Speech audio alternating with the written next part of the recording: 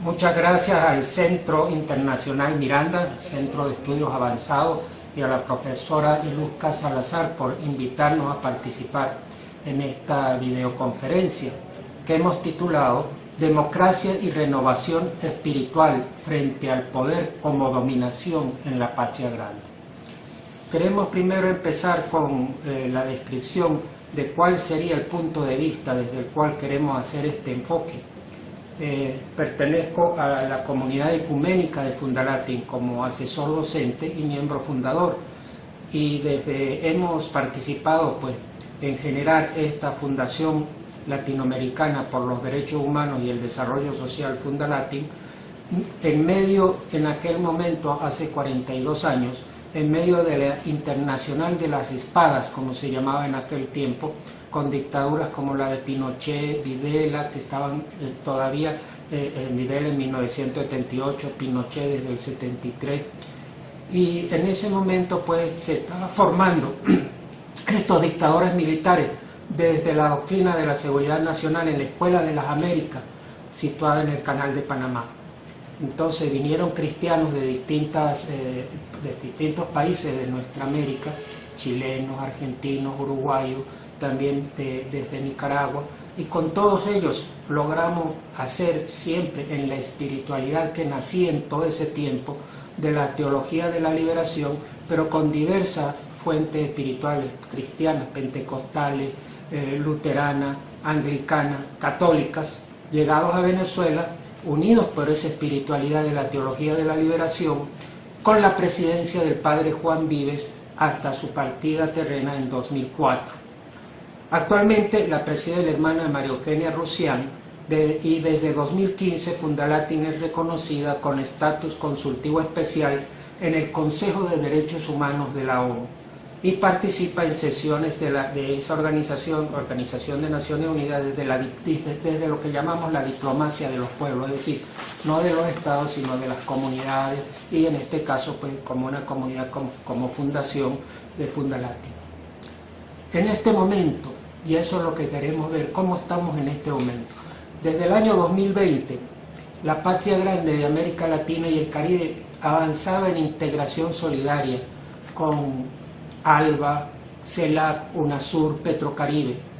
Luego se presenta un periodo recesivo con regreso a fórmulas neoliberales, con falsas noticias, con fines desestabilizadores, manipulaciones religiosas como en Brasil, Bolivia, medidas coercitivas unilaterales con fines desestabilizadores de las democracias logradas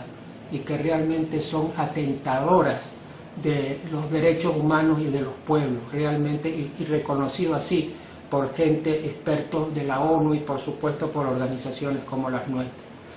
Y en ese sentido, en este tiempo de pandemia, desde 2020, se empiezan a presentar hechos muy relevantes en nuestra patria grande, ¿no? Con el regreso, por ejemplo, ahora mismo en Bolivia, a la democracia plurinacional interrumpida hace un año con aquella bibliota sectaria que sacó a la Huipala en nombre de Jesús, que no tiene nada que ver con esa dimensión. Y en Chile también se logra una masiva votación para cambiar a la Constitución todavía vigente desde el tiempo de Pinochet. En Brasil, con próximas elecciones municipales, tienden a frenar el sectario gobierno de Jair Mesías, se hizo bautizar Mesías también Bolsonaro, con toda esa fórmula mediática de manipulación con visiones neopentecostales, pero neopentecostales fundamentalistas. Trataremos de hablar de eso ahora. En Estados Unidos, con elecciones en medio de la pandemia y de acciones racistas, como el asesinato de George Floyd y la reacción de movimientos inspirados en ese profeta cristiano, ese profeta bautista, Martin Luther King, contra el racismo. Todavía se siente los movimientos allá en Estados Unidos, así también como el Observatorio de la Escuela de las Américas, movimiento generado por los misioneros católicos Maryknoll, que desde hace más de 20 años solicitan al Congreso y a toda la parte política de su país, de Estados Unidos, por una parte el cierre de esa fuente formadora de militares como la Escuela de las Américas, y que también están pidiendo desde hace ya todos estos últimos años el cierre también de las bases militares, más de todas las bases militares que tiene su país en el mundo, y precisamente mantienen esas bases militares en tantos países en el mundo con fines bélicos, y en este sentido pues queremos ver que ese también es otro movimiento sumamente importante que se está dando en Estados Unidos en esta situación que estamos teniendo ahora, ¿no? Es muy importante que tomemos en cuenta esta dimensión de que hay movimientos de una dimensión ética, de una dimensión espiritual,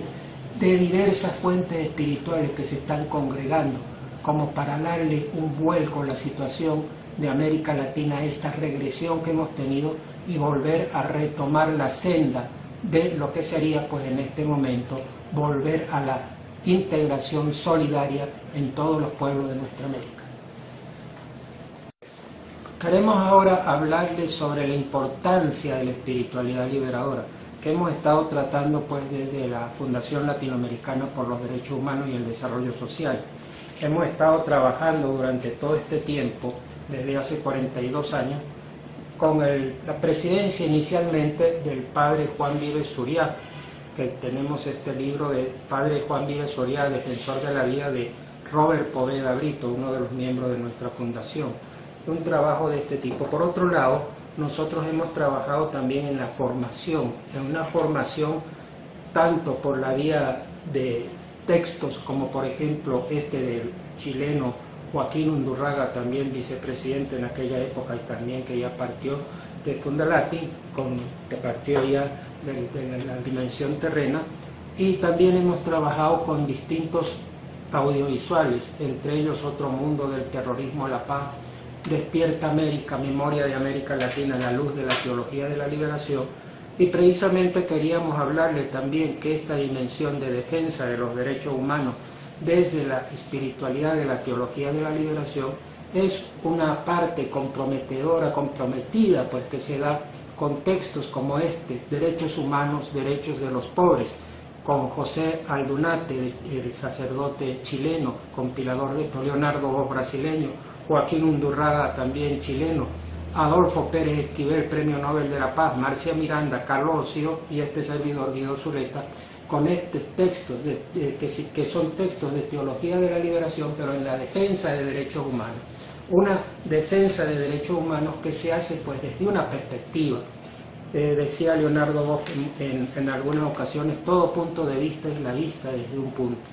¿Desde qué perspectiva uno defiende los derechos humanos? Y ahí es donde tenemos que ver que hay otras formas de ver los derechos humanos, a veces lamentablemente hasta como arma para justificar invasiones, pero no es así la visión que tenemos nosotros, y desde la teología de la liberación y movimientos sociales, desde la democracia de los pueblos, que desde la diplomacia de los pueblos tratamos pues de generar una onda en la cual sobre todo esté en juego los valores que se quieren con la defensa de los derechos humanos y por supuesto dentro de eso la construcción de la paz.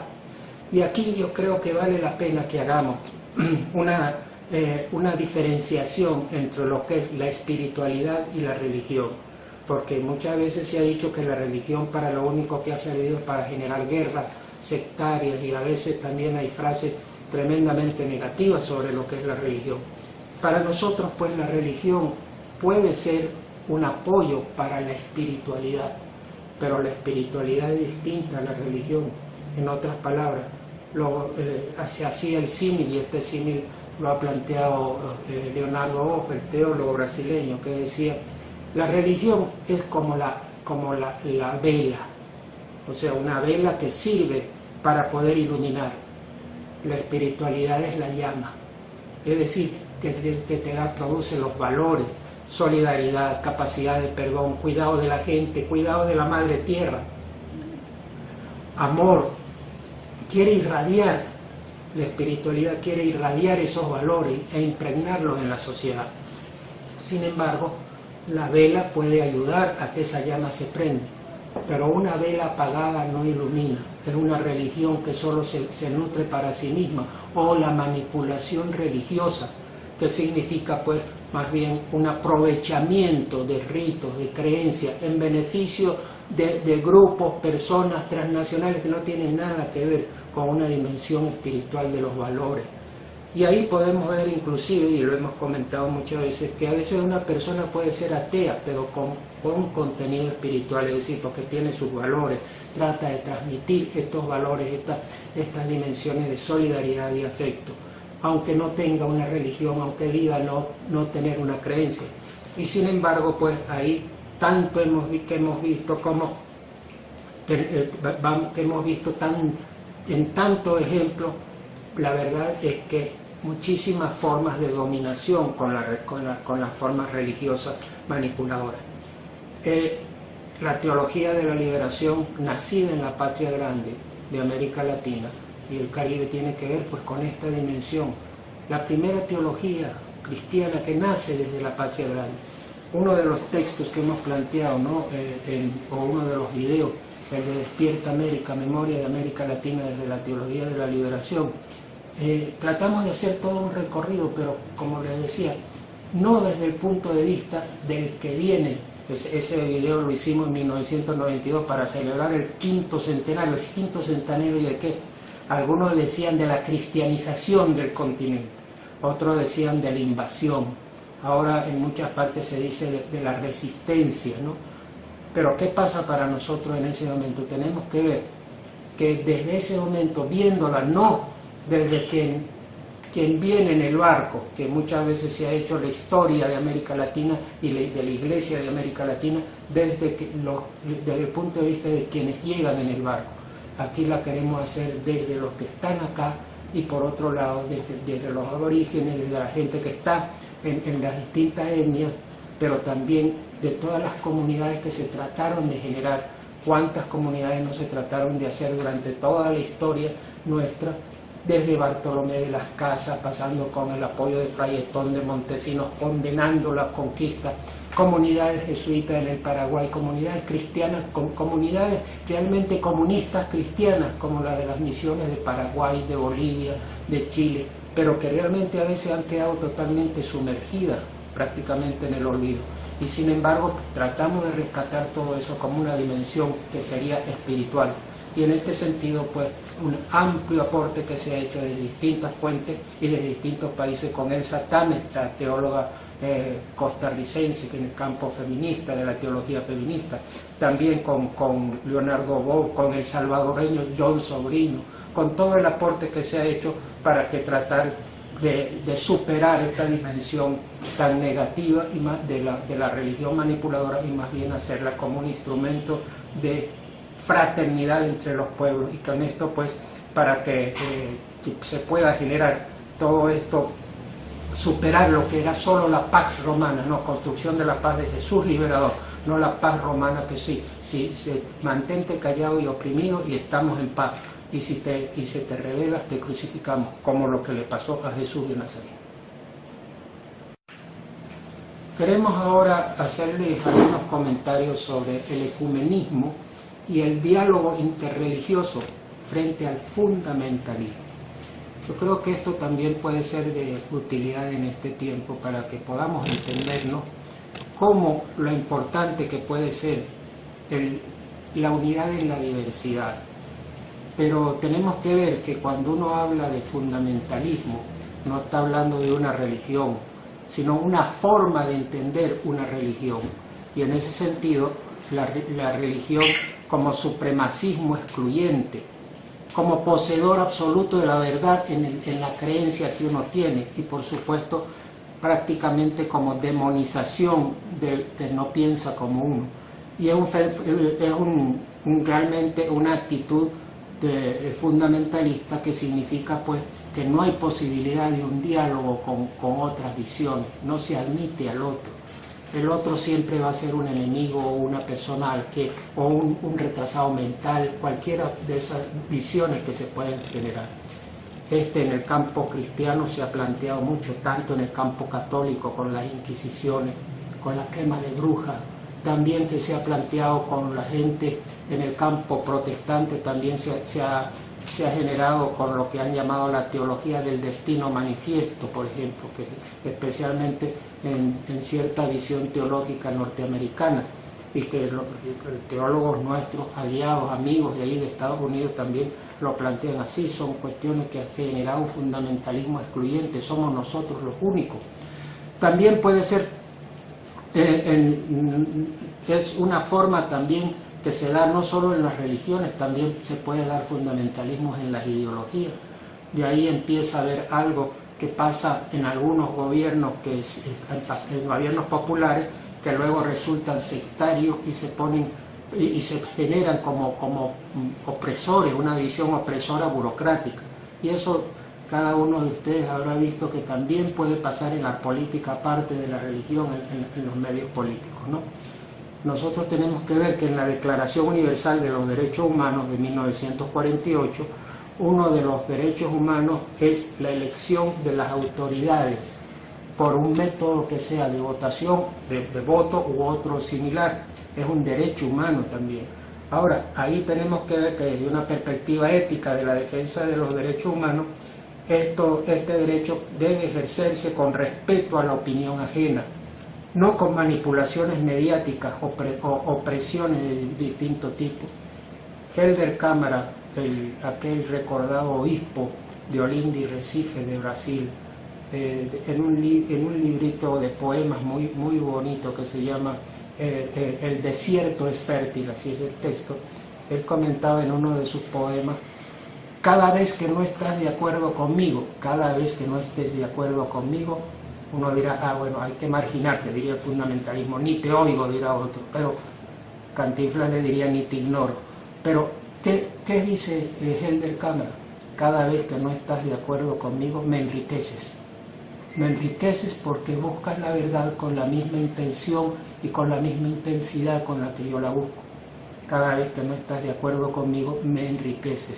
Y esta dimensión tiende a ayudar a la unidad en la diversidad de todo tipo, sin manipulación, siempre y cuando pues sea en búsqueda de lo que hemos estado hablando, de unir tu espiritualidad con la mía. ¿Qué valores estás teniendo? Ayudémonos a que estos valores cristalicen. Lo que ha pasado, pues como decíamos en una ocasión anterior, que lamentablemente de la Declaración Universal de los Derechos Humanos ha ayudado también como pretexto hasta para invadir a pueblos como Irak o como con Libia. Pero aquí nosotros tenemos que ver lo importante que es entender esta dimensión del ecumenismo y diálogo interreligioso entre diversas fuentes espirituales. Le estamos viviendo hoy también desde toda América Latina, porque se han presentado, pues, y en este sentido tenemos que avalar esfuerzos muy grandes que se han hecho, como el sínodo amazónico, promovido por el actual Papa, primer Papa latinoamericano que tenemos, que es el Papa Francisco, argentino, y que realmente ha generado, pues, primera vez que se ha llegado al Vaticano en el 2019, enormes cantidades de gente proveniente de comunidades indígenas de América Latina, de toda la cuenca amazónica, sínodo panamazónico, pues, y en el que han participado creencias de distinto tipo en una forma ecuménica, y es en esa dimensión de un diálogo amplio, respetuoso de las culturas de la gente. Y realmente, a diferencia de las inquisiciones y de todo eso, y aquellas discusiones en que yo soy el que tengo la verdad, no, más bien Dios, incluso desde el punto de vista cristiano, incluso desde el Papa católico, desde las fuentes espirituales como las de Martin Luther King, como toda esa dimensión también de las distintas fuentes espirituales, como por ejemplo también Gandhi de la India. ¿Qué están planteando? Sobre todo que cómo se ha manifestado Dios en tu cultura, cómo ha penetrado ahí, y ahí tratando de ver, y por supuesto, o desde el punto de vista no religioso, cómo podemos entendernos en búsqueda de una mejor relación entre la gente y con cuidado de la gente y de la naturaleza. Es parte de lo que estamos queriendo plantear y formar con todas estas documentaciones que hemos estado haciendo con nuestros cursos que tenemos también de derechos humanos desde la teología de la liberación, y que lo hemos planteado en diplomado constantemente, y realmente agradecemos pues esta oportunidad que nos está dando el Centro Internacional Miranda de poder llegar a ustedes con algunas de estas opiniones y visiones que queremos pues que pueda ser compartible para esta situación coyuntural tan importante que está dando América Latina y como ejemplo para el mundo. Bueno, estamos tratando también de valorar el testimonio de la promoción de la cultura de la solidaridad y la construcción de la paz en la patria grande. Creo que en este tiempo tenemos que valorar y cada vez más los aportes de los movimientos sociales, de las comunidades de buena voluntad que impulsan la cultura de la paz, una cultura de construcción de la paz con justicia, con solidaridad humana. Y creo que aquí desde América Latina se está dando también esfuerzos muy grandes con toda esa dimensión de la diplomacia de los pueblos. Habíamos hablado antes de lo que significa el sínodo panamazónico, por otro lado también lo que está significando todos los movimientos sociales por la tierra, por el trabajo, pero y también de la visión espiritual de lo que se llama desde toda la cultura autóctona el buen vivir, el vivir bien, no el vivir mejor que el otro, no, sino que podamos vivir bien todo. Y en eso hay una semejanza muy grande de ese tipo de valores, del buen vivir, no del vivir mejor que los demás, a diferencia pues de la máxima competencia, el mínimo costo, todo eso que nos dice el mundo neoliberal, que más bien tenemos que contrarrestar con una dimensión mucho más solidaria. En ese sentido de lo que comentaba también de las primeras comunidades de Jesús, del movimiento de Jesús del primer tiempo, que tiene que ver con compartir lo que se tiene, vivir, dar vida, vivir en abundancia pero compartida. Y eso es el vivir bien de nuestras comunidades que se están dando acá, porque no puede haber alguien que esté viviendo bien mientras otros estén sufriendo. Eso no es una dimensión del vivir bien para todos. En este sentido, pues como comentábamos con Helder Cámara y su poema, tratar de entender al otro, tratar de vivirle esa dimensión de aceptación, siempre con respeto a las creencias de los demás. Y se suman también los aportes de diversas fuentes originarias sobre la Pachamama, la Madre Tierra, que incluso ha sido llevada a la ONU también como criterios importantes de valorización, como incluso pues el saludo que ha sido del no seas ladrón, no seas mentiroso, no seas ocioso, que es el tipo de saludo tan autóctono pues que se da en las comunidades de Perú, Bolivia, Argentina, de toda esa línea. Y en este sentido también tenemos que ver y queremos hacer un aporte sobre la democracia y la importancia de la formación para el diálogo ético en la construcción de la paz hacia un mundo fraterno. Y aquí creo que tenemos que hacer un esfuerzo cada vez mayor. No solo basta la parte constitucional. En Venezuela, desde 1999 se ha logrado una constitución muy valiosa, muy defensora, reconocida internacionalmente como muy valiosa en la defensa de los derechos humanos, incluso con su concepto de seguridad de la nación, muy distinto al enseñado en la Escuela de las Américas y ahora con otro nombre en Fort Benning, Georgia, con esa línea de formación en la cual la seguridad de la nación está por encima de cualquier cosa y usted tiene todo su deber, incluso como soldado, tiene que ser apoyar esa seguridad, y si recibe una orden, no importa cuál sea esa orden, su deber es cumpla la orden, y si la orden es violar todos los otros derechos humanos, porque también es un derecho humano la seguridad, pues viole todo lo demás con tal, porque usted no es responsable de eso, esté cumpliendo con su deber.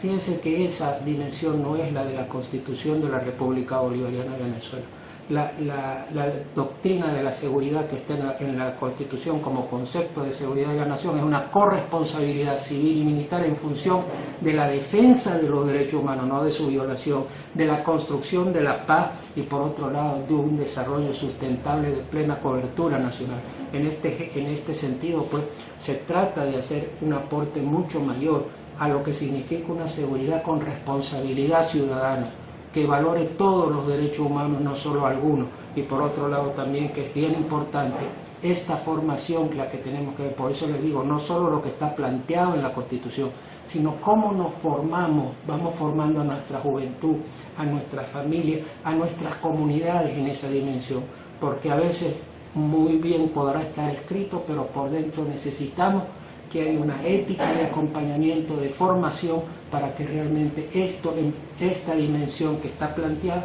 sea interiorizada en la gente, para que realmente pueda generarse una fuente.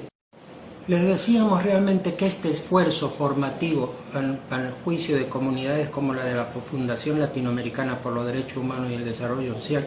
es realmente imprescindible para generar una cultura de paz y para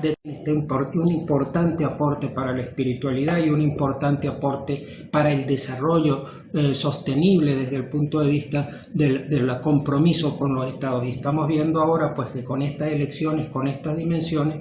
es posible que Estados Unidos pueda volver otra vez al Acuerdo de París, del que se salió hace muy poco tiempo. Pero para nosotros, desde el punto de vista de la diplomacia de los pueblos, estos aportes, tanto el Papa Francisco con sus encíclicas Laudato Si sobre el cuidado de la casa común, con el Foro Panamazónico, con su reciente encíclica Fratelli Tutti sobre la fraternidad y la amistad social, son absolutamente imprescindibles para poder enfrentar al poder como dominación y generar, pues, impulsar una política con ética y esperanza transformadora hacia la construcción de la paz, con cuidado de la gente, con cuidado de la Madre Tierra, hacia una humanidad fraterna. Muchísimas gracias al Centro Internacional Miranda por esta oportunidad y a la profesora Iluzca Salazar. Esperemos pues que haya servido para ustedes y bueno, muchísimas gracias por el aporte, esperemos estar en algún momento en contacto.